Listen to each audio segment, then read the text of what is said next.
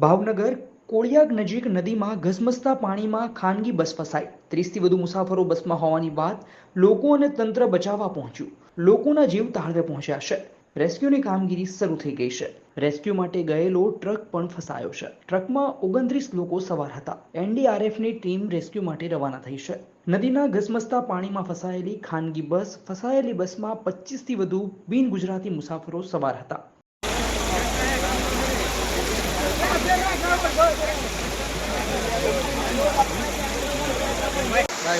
રાખો મારા મેં કહી દીધું રેકોર્ડિંગ કઈ ન ઘટે છે દેખાય ને છે એવી રેકોર્ડિંગ ઓરું સારું જ નહીં પડે એમ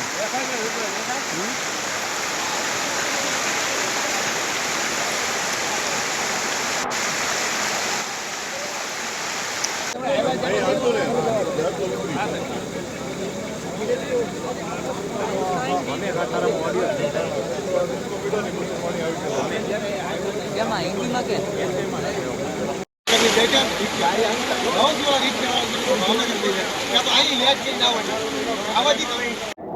એક મિનિટ